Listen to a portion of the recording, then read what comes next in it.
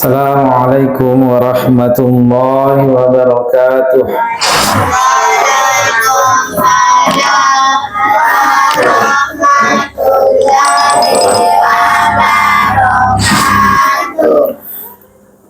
Innal hamdalillah nahmaduhu wa nasta'inuhu wa nastaghfiruh wa na'udzu billahi min shururi anfusina wa min sayyiati a'malina man yahdihillahu fala mudilla lahu wa man yudlilhu fala hadiya lahu.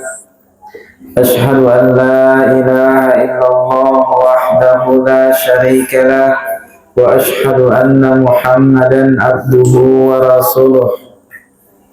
Ya ayyuhalladzina amanu taqullaha haqqa tuqatih wa la tamutunna illa wa antum muslimun. Ya ayyuhan nasu taqu rabbakumul ladzi khalaqakum min nafsin wahidah wa khalaqa minha zawjaha wa bassa minhuma rijalan katsiran wa nisaa'a wattaqullaha alladzi tasaaluna bihi wal arham innallaha kana 'alaikum raqiba. Ya ayyuhalladzina amanu taqullaha wa qulu qawlan sadida yuslih lakum a'malakum wa yaghfir lakum dhunubakum wa man yuti'illaha wa rasulahu faqad faza fawzan 'azima. Amma ba'd, fa inna asdaqal hadithi kitabullah wa khairal hadithi Muhammadin sallallahu alaihi wasallam wa syarrul umuri muhdatsatuha fa inna kulla muhdatsatin bid'ah wa kulla bid'atin dhalalah wa kulla dhalalatin finnar. Alhamdulillah, senantiasa kita panjatkan puji syukur kita kehadirat Allah Subhanahu wa taala, di mana di malam hari yang berbahagia ini kembali Allah Subhanahu wa taala mempertemukan kita di tempat ini dalam rangka kita sama-sama mempelajari agama Allah Subhanahu wa taala, yang dengannya kita bisa meraih kebahagiaan dunia dan akhirat, yang dengannya kita bisa meraih kenikmatan yang penuh kesempurnaan, kenikmatan yang sempurna di surga Allah Subhanahu wa taala. Dan hanya dengan nikmat bermajelis ilmu inilah kita bisa meraih semuanya itu. Baik adik-adikku sekalian, semoga Allah Subhanahu wa taala merahmati kita seluruhnya. Di malam hari ini kita akan melanjutkan pelajaran kita, yaitu salah satu usul, 3 landasan utama dalam beragama. Dan kita sudah menjelaskan pada pertemuan yang telah berlalu tentang 3 pokok yang akan dipertanyakan di dalam kubur. Baik, kita akan membahas tentang landasan yang pertama, yaitu mengenal Allah Subhanahu wa taala. Penulis berkata dalam kitabnya ini, beliau mengatakan, jika ditanyakan kepadamu siapa Rabbmu, mar Rabbuk, jika kamu ditanya siapa Rabbmu, siapa Tuhanmu, maka katakanlah, jawablah, Rabbi Allah, Rabbku adalah Allah yang memeliharaku dan memelihara seluruh alam semesta ini dengan nikmat-nikmatnya. Dia adalah sesembahanku, tak ada ilah yang berhak disembah dengan benar selain Dia. Kemudian dalilnya, Allah Subhanahu wa taala sebagai Rabb alam semesta adalah firman Allah Subhanahu wa taala dalam surah Al-Fatihah ayat 2 atau ayat 1. yaitu alhamdulillahi rabbil alamin. Kata Allah Subhanahu wa taala, segala puji hanyalah milik Allah Subhanahu wa taala, Rabbul alamin. Jadi Allah Subhanahu wa taala mengatakan di sini seluruh pujian itu hanyalah milik Allah Subhanahu wa taala. Siapa Allah? Rabbul alamin, Rabb alam semesta ini.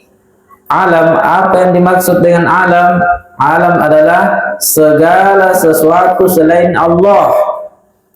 Langit, matahari, bulan, bumi, lautan, seluruh makhluk. Segala sesuatu selain Allah itu adalah alam. Manusia, jin, hewan, malaikat, semua itu adalah alam. Jadi Allah Subhanahu wa taala Rabbnya alam ini. Rabbnya alam ini, Rabb segala sesuatu. Kemudian kata beliau, dan apabila ditanyakan kepadamu melalui apakah engkau bisa mengenal Allah Subhanahu wa taala, dengan apa kita bisa mengenal Allah? Kalau kita misalnya tahu Allah Subhanahu wa taala adalah Rabbnya alam semesta ini, terus bagaimana kita bisa mengenal Allah? Dengan apa kita bisa mengenalnya? Dikarenakan Allah Subhanahu wa taala tak pernah terlihat, tak ada satupun makhluk dari kalangan manusia dan jin ini yang mampu melihat Allah. Terus bagaimana kita bisa mengetahui kalau Allah itu ada, dan bagaimana kita bisa mengenal Allah Subhanahu wa taala? Ayo, bagaimana?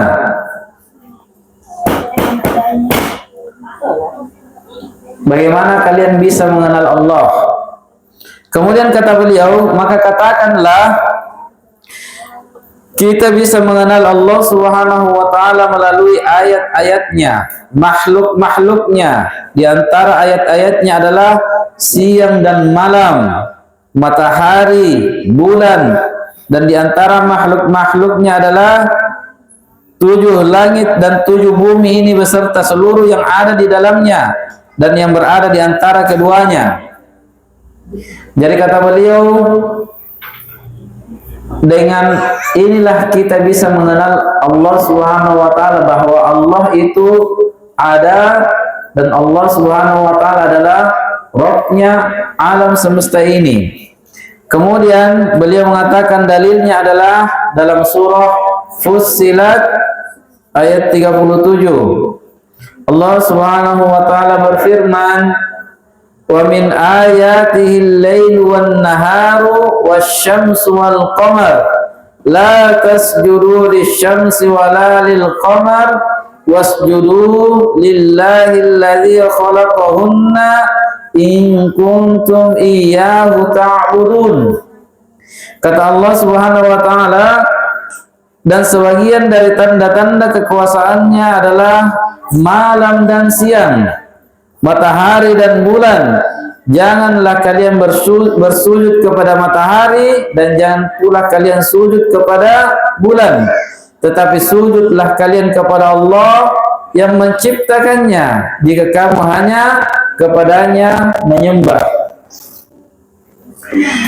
Jadi dengan inilah, dengan ayat-ayat Allah, dengan ciptaan-ciptaannya, sebab pada adikku sekalian, sangat kita pahami bahwa segala sesuatu yang ada tentunya itu punya pemilik, punya pencipta. Tak mungkin ada sesuatu yang ada yang kita bisa lihat maupun yang tidak bisa kita lihat, kemudian dia itu ada sementara dia tidak punya pencipta dan dia tidak punya pemilik. Kalau kita memperhatikan mobil misalnya atau pesawat, mustahil mobil itu bisa tercipta dengan sendirinya tanpa ada yang menciptakannya. Pesawat itu mustahil bisa tercipta sendiri tanpa ada yang menciptakannya. maka yang menciptakannya itu kita bisa mengenal dengan nama Rabb-nya, penciptanya. Maka coba kita lihat alam ini, bumi ini dengan seluruh tatanannya yang sangat sempurna, langit ini yang dengan sempurna Allah Subhanahu wa taala ciptakan tanpa tiang. Betapa besarnya makhluk Allah ini, langit ini, 7 lapis langit ini tanpa tiang, namun dia bisa kokoh. Siapa kira-kira yang bisa menciptakannya? Adakah makhluk yang bisa menciptakan benda besar yang seperti ini, seperti langit ini, atau matahari yang senantiasa,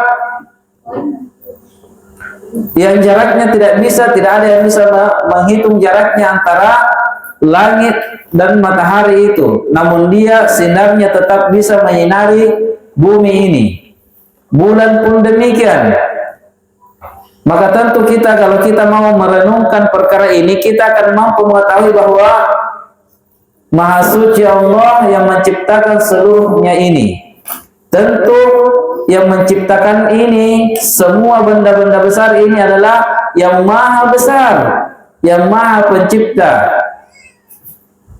Dialah Allah Subhanahu wa taala.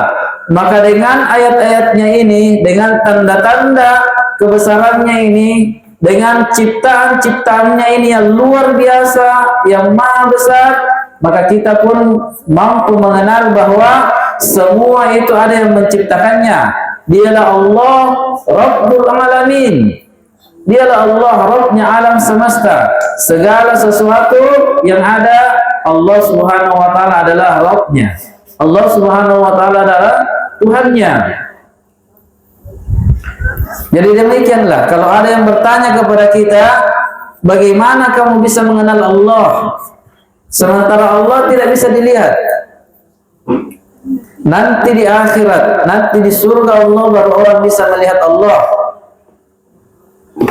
Di dunia ini tak ada satu makhluk pun yang bisa melihat Allah. Lalu bagaimana kita bisa mengenalnya? Bisa mengetahui kalau Allah itu ada? Maka dengan ayat-ayatnya. Di sini Allah Subhanahu wa taala memperjelasnya dengan ayatnya yang mengatakan, dan sebagian dari tanda-tanda kekuasaannya adalah malam dan siang, matahari dan bulan. Dari ciptaan-ciptaannya yang sangat luar biasa hebatnya. Maka perhatikanlah selalu, renungkanlah selalu dari ciptaan-ciptaan, ayat-ayat Allah agar kita bisa mengenal Allah Subhanahu wa taala dengan pengenalan yang sangat baik. Kemudian dalil yang lain dalam surah Al-A'raf tentang bagaimana kita bisa mengenal Allah Subhanahu wa taala.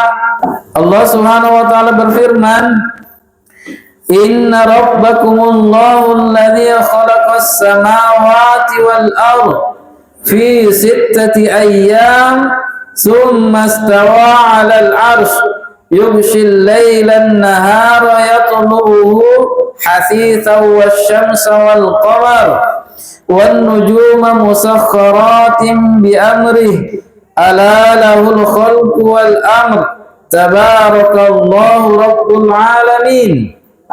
Kata Allah Subhanahu wa taala, sesungguhnya Rabb kalian, Tuhan kalian adalah Allah yang telah menciptakan langit dan bumi dalam 6 masa.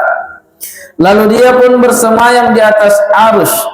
Dia menutupkan malam kepada siang yang mengikutinya dengan cepat, dan diciptakannya pula matahari, bulan dan bintang-bintang, masing-masing tunduk kepada perintahnya.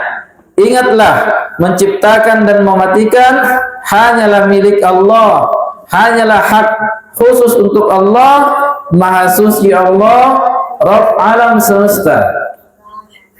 Maka perhatikan ayat-ayat Allah Subhanahu wa taala yang sangat mulia ini, yang sangat indah ini, yang menerangkan bagaimana kita bisa mengenal Allah Subhanahu wa taala dengan benar, yaitu dengan kita melihat alam ini. Di sini Allah Subhanahu wa taala lebih memperjelas lagi dengan mengatakan, sesungguhnya Rabb kalian adalah Allah Tuhan kalian adalah Allah yang mencipta, yang menghidupkan, yang mematikan, yang mengatur, yang menguasai alam semesta ini, yang tak ada satupun dari alam semesta ini kecuali dia berada dalam pengaturannya. Tak ada satupun yang bisa terlepas dari pengaturannya. Bahkan tak selembar daun pun yang jatuh di tengah hutan, kecuali semua itu berada dalam pengaturan Allah Subhanahu wa taala. Kemudian Allah Subhanahu wa taala katakan, dialah yang menciptakan langit dan bumi ini dalam waktu 6 masa. Kemudian setelah itu Allah Subhanahu wa taala bersemayam di atas arsy, kemudian dia tutupi malam kepada siang. Jadi Allah Subhanahu wa taala yang mengatur seluruhnya itu. Dan pengaturan Allah Subhanahu wa taala ini sangatlah sempurna. Tidak pernah waktu siang itu terlambat, dan tidak pernah waktu malam itu terlambat. Andai kata manusia yang mengatur semua itu, tentu saja sangat sering waktu itu terlambat. Namun karena Allah Subhanahu wa taala yang maha sempurna kekuasaannya, maha sempurna ilmunya, maka semuanya itu berjalan sesuai dengan orbitnya. Semuanya itu beredar sesuai dengan orbitnya, sesuai dengan perintah Allah Subhanahu wa taala, dan mereka makhluk-makhluk yang taat kepada Allah Subhanahu wa taala. Tak pernah mereka bermaksiat kepada Allah Subhanahu wa taala. Selalu saja menjalankan tugas-tugasnya sesuai dengan waktu-waktunya. Dan sengaja Allah Subhanahu wa taala sebutkan dari tanda-tanda ayat-ayat kebesarannya dalam ayat ini, sengaja disebutkan matahari dan bulan, karena matahari dan bulan ini di zaman dahulu ada yang menyembahnya, ada yang menjadikannya Rabb. Sengaja Allah Subhanahu wa taala sebutkan dalam ayatnya yang mulia ini agar supaya manusia di akhir zaman ini, agar manusia di umatnya Muhammad sallallahu alaihi wasallam ini betul-betul tahu, paham mereka bahwasanya matahari dan bulan itu adalah makhluk Allah, makhluk ciptaan Allah. Jangan disembah karena dia adalah makhluk. Yang namanya makhluk tidak punya hak untuk disembah. Di zaman dahulu ada yang menyembah matahari, orang-orang Majusi yang menyembah api, cahaya, ada yang menyembah bulan, ada yang menyembah bintang, ada yang menyembah patung-patung, ada yang menyembah pohon-pohon keramat, batu-batu yang dikeramatkan. Allah Subhanahu wa taala mengingatkan bahwasanya jangankan semua benda-benda yang kecil itu, pohon, bebatuan, bahkan benda besar pun Allah Subhanahu wa taala ingatkan bahwa benda itu tidak bisa disembah. Matahari yang dikenal dalam penelitian, besarnya matahari itu lebih besar dari bumi. Bagaimanapun besarnya matahari itu tidak bisa disembah karena dia itu adalah ciptaan Allah. Allah Subhanahu wa taala sengaja sebutkan dalam ayatnya ini agar manusia itu sadar, paham, mengerti bahwasanya bagaimanapun besarnya makhluk itu tak boleh untuk disembah, tidak boleh diserahkan padanya ibadah. Kapan diserahkan padanya ibadah, maka sungguh merugilah manusia tersebut, karena dia telah mensyarikatkan Allah Subhanahu wa taala dengan makhluknya. Dan ini adalah kesyirikan akbar yang mengeluarkan seseorang dari Islam.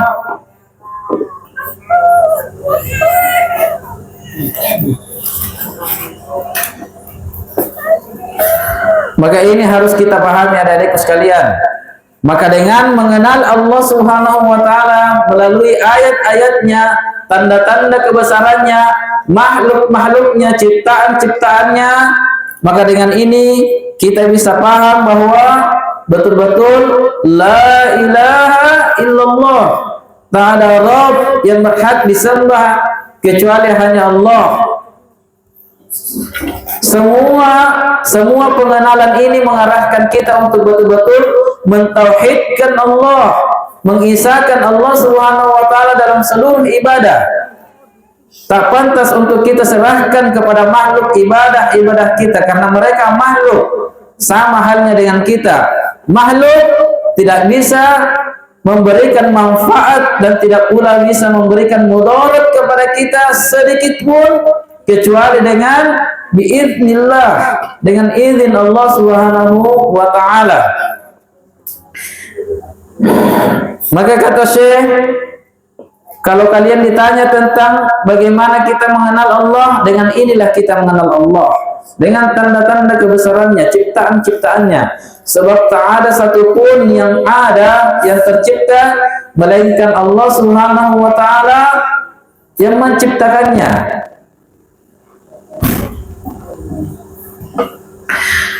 Kemudian ayat selanjutnya yang Syekh gunakan untuk berdalilkan bahwasanya buat pengenalan terhadap Allah Subhanahu wa taala itu melalui dengan ayat-ayatnya dalam surah Al-Baqarah ayat 21 hingga 22. Allah Subhanahu wa taala berfirman, "Ya ayyuhan nasu u'budu rabbakumul ladzi khalaqakum walladzina min qablikum la'allakum tattaqun alladzi ja'ala lakumul arda firasyan was samaa'a binaa'a wa anzala minas samaa'i maa'an fa akhraja bihi minas samarati rizqan lakum fala taj'alu lillahi andadan wa antum ta'lamun." Kata Allah Subhanahu wa taala, wahai sekalian manusia, sembahlah Rabb kalian, Tuhan kalian, yaitu Allah yang telah menciptakan kalian dan orang-orang yang sebelum kalian, agar kalian bertakwa. Dialah yang menjadikan bumi sebagai hamparan bagi kalian dan langit sebagai atapnya, dan Dia menurunkan air hujan dari langit, lalu Dia menghasilkan dengan hujan itu segala buah-buahan bagi rezeki untuk kalian, sebagai rezeki untuk kalian. Karena itu janganlah kalian mengadakan sekutu bagi Allah, tandingan-tandingan bagi Allah, padahal kalian seluruhnya mengetahuinya. Maka lihatlah ayat-ayat Allah Subhanahu wa taala yang sangat agung ini betul-betul memperjelas kepada kita akan kebesaran Allah Subhanahu wa taala. Allah Subhanahu wa taala menjelaskan kepada kita akan ciptaan-ciptaannya yang sangat luar biasa. Allah Subhanahu wa taala memperjelas kepada kita dalam ayat yang sangat mulia ini bahwa Allah lah yang menciptakan kalian, bukan kedua orang tua kalian. Kedua orang tua kalian hanyalah sebab, namun yang menciptakan kalian adalah Allah Subhanahu wa taala. Allah Subhanahu wa taala adalah pencipta segala sesuatu. Allah lah yang menciptakan kalian dan orang-orang sebelum kalian. Dari sejak manusia pertama sampai sekarang, bahkan yang akan terlahir sampai manusia terakhir, semuanya itu Allah Subhanahu wa taala yang menciptakannya. Allah Subhanahu wa taala mengingatkan kita akan penciptaannya yang sangat luar biasa ini. Untuk apa? Kan kata Allah Subhanahu wa taala, agar kalian bertakwa. Maka dengan mengetahui bahwa kita ini diciptakan oleh Allah Subhanahu wa taala, apabila seseorang itu betul-betul paham, tahu, mengerti bahwa pencipta yang sebenarnya dari dirinya, yang menciptakan diri-diri mereka yang sebenarnya adalah Allah Subhanahu wa taala, hal ini akan membuat mereka mudah untuk bertakwa kepada Allah, untuk takut kepada Allah, untuk taat kepada Allah. Kenapa?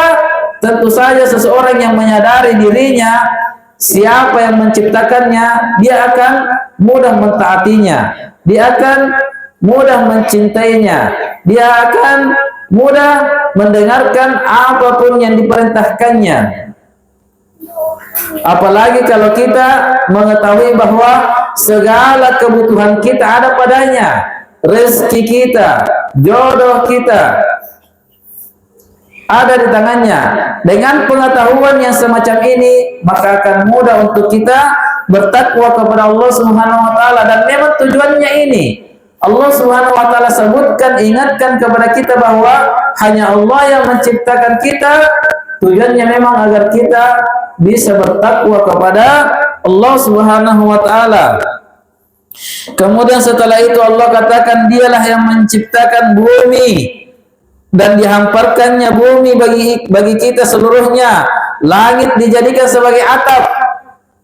Coba lihat betapa sempurna ciptaan Allah. Apa yang terjadi andai kata tidak ada langit yang menaungi kita dari matahari? Tak ada, niscaya tak ada satupun makhluk yang bisa hidup di muka bumi ini. Semuanya akan terbakar dengan panasnya matahari. Ada saja langit, siapa yang mampu berdiri sejam di tengah terik matahari? Lalu bagaimana kalau tidak ada yang langit yang menjadi atap yang menaungi kita? Wallah, tak ada makhluk yang bisa hidup di muka bumi ini andai kata Allah Subhanahu wa taala tidak menciptakan langit sebagai atap untuk bernaung. Maka inilah adik-adik sekalian, ciptaan-ciptaan Allah Subhanahu wa taala yang amat sempurna yang Allah Subhanahu wa taala ceritakan dalam Al-Qur'an. Agar supaya kita sadar kembali kepada Allah Subhanahu wa taala dan bertakwa kepadanya.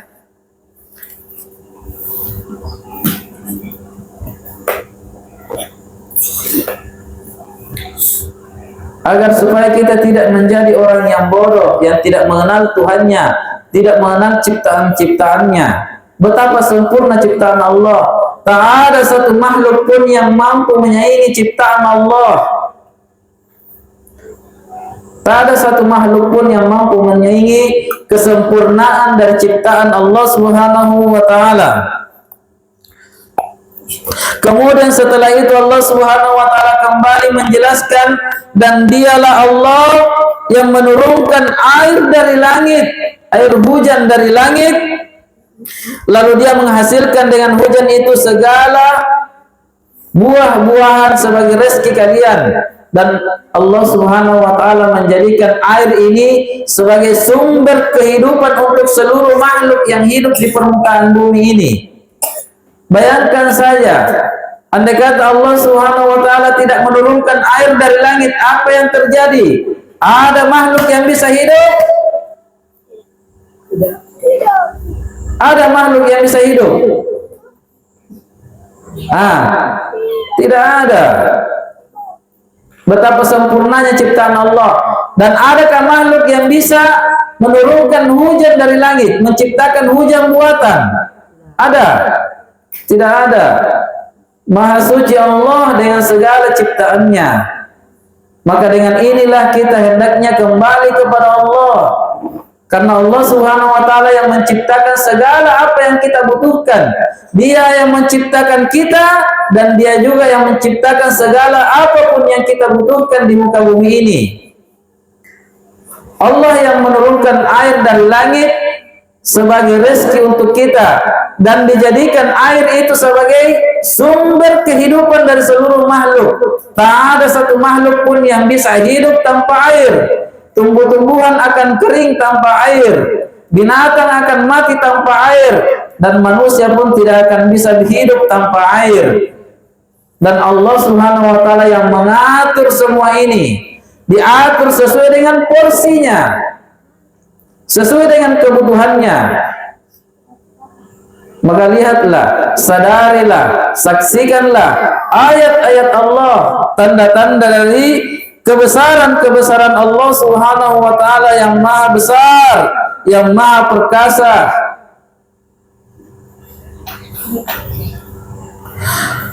Kemudian setelah itu Allah Subhanahu wa taala katakan, karena itu janganlah kalian mengadakan sekutu-sekutu bagi Allah padahal kalian sudah mengetahuinya. Lihat apa yang diinginkan dari semua penjelasan-penjelasan Allah Subhanahu wa taala ini.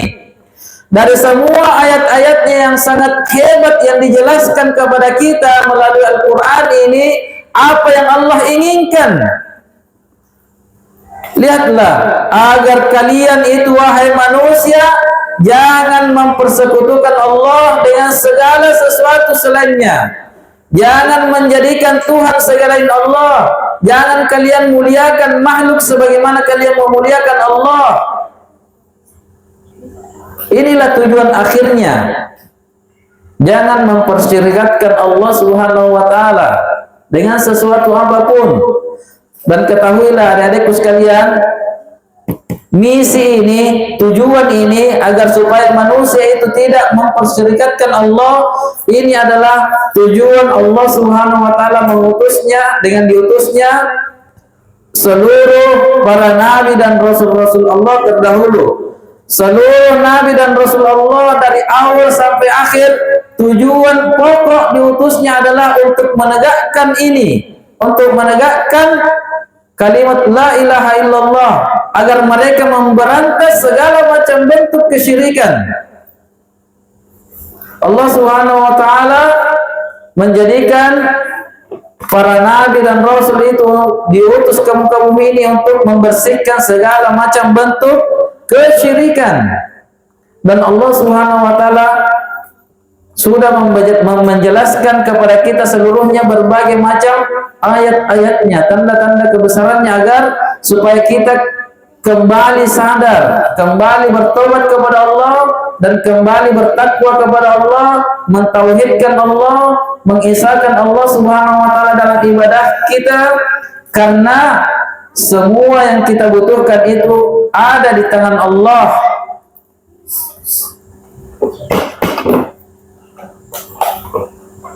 Sumber kehidupan kita ada di tangan Allah. Lalu untuk apa kita menyembah makhluk yang lemah dan hina? Baik adik-adikku sekalian, pelajaran dalam kitab ini adalah pelajaran yang sangat mulia sekali, pelajaran yang sangat indah, yang sepantasnya untuk setiap muslim dan muslimah untuk mempelajari kitab ini. Karena ini adalah pembahasan tentang perkara-perkara pokok dalam agama kita. Dan inilah jalan keselamatan. Tanpa pemahaman yang seperti ini, tanpa kita memahami perkara-perkara yang seperti ini, maka tak ada gunanya ibadah-ibadah yang sangat banyak yang kita kerjakan. Harus paham tentang perkara ini, baru ibadah itu bisa benar. Baik adik-adikku sekalian, insyaallah taala kita akan lanjutkan pada pertemuan yang akan datang. Hanya itu yang bisa kami sampaikan. Semoga Allah Subhanahu wa taala menambah ilmunya, hidayahnya, petunjuknya kepada kita seluruhnya, dan semoga Allah Subhanahu wa taala selalu membimbing kita ke jalan yang Allah Subhanahu wa taala ridhoi sampai kita kembali kepadanya. Dan semoga Allah Subhanahu wa taala kumpulkan kita seluruhnya di dalam surganya, surga yang penuh kenikmatan bersama Nabi kita tercinta Muhammad sallallahu alaihi wasallam. Subhanakallahumma wa bihamdik, asyhadu an la ilaha illa anta, astaghfiruka wa atubu ilaik. Wassalamu alaikum warahmatullahi wabarakatuh.